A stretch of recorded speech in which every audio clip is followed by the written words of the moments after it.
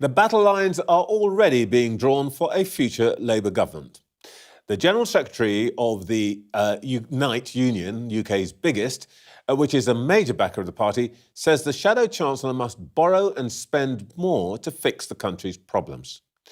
Sharon Graham has told this programme that Rachel Reeves has to loosen the fiscal straitjacket she's created and has a stark warning for what might happen if she doesn't. Sharon Graham, can we just get one thing clear? Do you actually want Labour to win this election with a big majority? Yes, absolutely. Of course I want Labour to win the election with a big majority. I mean, I'm a Labour Party member, but I'm also a trade union leader. And my first job, first and foremost, is to defend workers. That is the job that I have, to defend workers. And I will do that to the best of my ability. And so sometimes we disagree.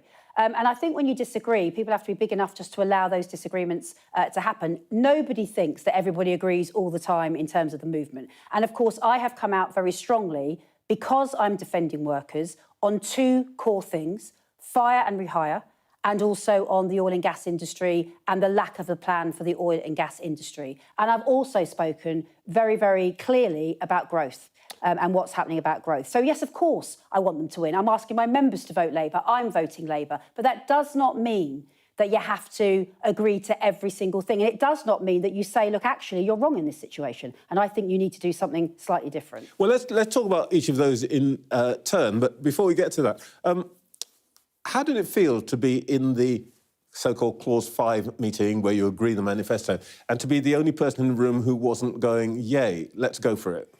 Well, look, you know, I was the minority of one. I will absolutely be clear on that. But my job is to defend workers. And if I see in a manifesto, which was good things in there, let's be really clear, I want Labour to win. There were good things in the manifesto about steel, about industrial policy, the workers' rights piece. There are good things there. But when I'm looking at a manifesto and I can see that fire and rehire is not an outright ban, and I can see that oil and gas workers, whilst there are things in there around moving to net zero, everybody wants to do that, but you cannot allow oil and gas workers to become the coal miners of this generation. I won't allow that to happen, and because of that, I could not endorse the manifesto. Well, it sounds like what you're saying is the manifesto essentially let down your members.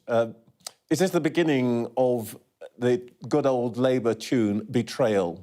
No, actually, it's actually normal negotiations. You know, I negotiate with big business all the time.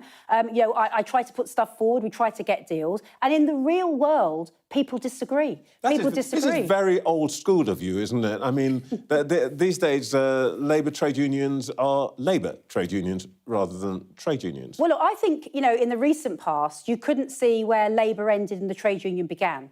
And for me, and when I stood to be General Secretary of Unite, I made it really clear that my job was to defend jobs, pay and conditions of workers. And that's what I've done. We've had over 1,000 disputes in 2 years, covering 200,000 members, and we've had double-digit pay rises, £430 million back into the pockets of workers. My job is to defend workers. I'll do it unashamedly. Yes, there are times when people might not like that, but that is the job that I've got, and that's what I will do. And in that room, I had 1.1 million members when I put my hand up to say that actually we weren't going to endorse that manifesto. And I will do that every single time because that's the job that I've got. Well, let's talk about what you might face with an actual Labour government if they, as they say, have the privilege to be elected. Angela Rayner says that on the oil and gas industries, where the pledge is not to agree any new exploration in the North Sea, she says that they will create, 100,000 green jobs, and that you're just fussing about your members' jobs and you don't really understand what they're trying to do. Yeah.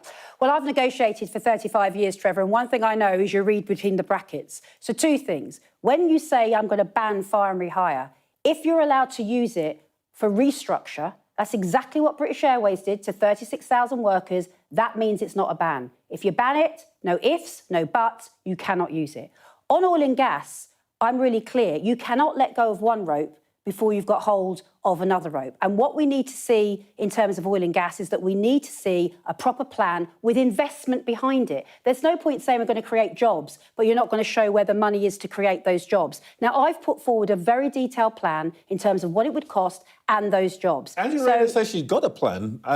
Haven't you seen it? Well, of course, I've seen the words on the page, but you know, we all know, do we not, that if you are going to move from oil and gas to renewables, you need to put in an infrastructure. Wind power is what you would be looking at. That would cost £6.6 billion, 1.1 billion for the next 6 years, and that investment needs to be there. You cannot just magic up jobs. It doesn't work like that. You need an infrastructure, you need supply chains, you need training, you need all of those things to happen. And I said in the Clause 5 meeting that when I'm talking to my members, we often have a discussion. What are these green jobs? Is someone driving an electric bike for Deliveroo? Is that one of these green jobs? We need to make sure these are proper jobs, commensurate with the jobs effectively that have been there. But in the end, an agreement to some extent has to rely on trust. It sounds to me like what you're saying is you're ready to negotiate, you can see their position, but you don't accept it. But that actually underlying it, you're not absolutely sure that you trust these people. Well, I wouldn't say that. I mean, what I would say is that there's a huge amount that's been done on steel, for example, on workers' rights, for example, a whole raft of things where clearly the negotiations got us to a position. I was part of those negotiations, and that's a good thing. And I'm going to say again, Trevor, because it is important, we need a Labour government. But that does not mean that we shouldn't also have discussions about what the future looks like. We need to borrow to invest. Well, this is very interesting because Rachel Reeves says growth is actually at the centre of Labour's plans. Do you think her plans are credible? Well, look, I don't agree with Rachel Reeves in terms of what has been said about the plans on growth. Because whilst we all want growth, I want growth, I think everybody would want growth, we are going to have to borrow to invest. Look, if you look at other countries, in France, their debt to GDP is 112%. In America, where the economy is growing, it's 130% debt to GDP. Ours is around about 99%. We have wiggle room. Give Britain a break. Give us a break. I mean, these people that are out there in communities and the workers, they are literally hurting beyond anything that you could comprehend. And what we need is we need to straitjacket off a little bit, get some wiggle room there. Borrowing to invest is not the same as other borrowing. It's borrowing to invest. It's part of our balance sheet. Let's get that done. And if you don't do that, we'll be waiting too long. But Rachel Reeves is essentially saying that Labour cannot afford to do that. Labour has to have credibility. So, you know, to take your metaphor of the wiggle room, she's put on the corset and she's not going to release the strings on this, is she? Well, look, let's put it this way round. After the Second World War, our debt to GDP was 250%. 250%. And we built the NHS. We built the NHS. And we went on to be prosperous. There is wiggle room there. And I think it is right that Rachel's wrong. Say... What you're saying is Rachel's wrong? I don't agree with Rachel in terms of keeping to these phony fiscal rules. We do not have to keep to these fiscal rules in the way that we are doing. And actually, if you let the straitjacket off, we've done this in the past. If I just spoke about America, everyone keeps talking about America's growth. They are 130% debt to GDP. We're 99. Near 99. We have got wiggle room here. We've done it before. We can do it again. A 1945 Labour government did it before. Let's do that again. Are you amongst those who is a bit disappointed by what is said to be Labour's lack of ambition? Well, look, I think Labour have done some good things. You know, I don't want to throw the baby out with the bathwater here because that would be ridiculous. They have done some good things, and I do believe they want to do good things. We have seen the country hurting. What I, of course, would like them to do, I do think they need to see that we must loosen the straitjacket that they are talking about fiscally, and we must borrow to invest. If we're going to have transition, we're going to need the money to do that. Last question, then. In the end, if K Starmer gets the big majority that you say you want, why should he pay the blindest bit of notice to you?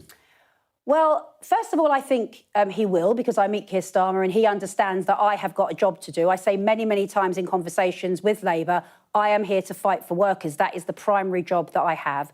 But also I think that if you put your fingers in your ears, if you put your fingers in your ears to workers, we could be walking ourselves down a line where those people go somewhere else to seek solace. There is one shot.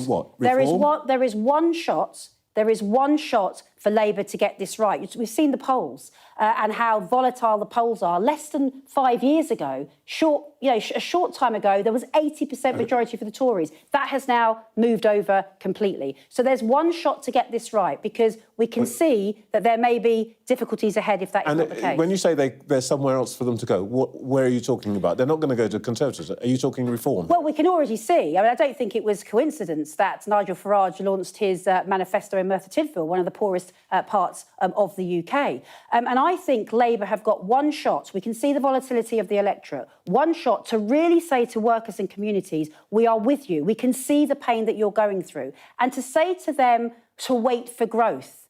To say to them to wait for growth, it is not quick enough. They are on their knees. They need Labour to come in and put their arms around them. And I really want Labour to do that. They've done some fantastic things in the manifesto. I'm supporting Labour, but we need to do more. Sharon Graham, thank you very much for your time. Thank you.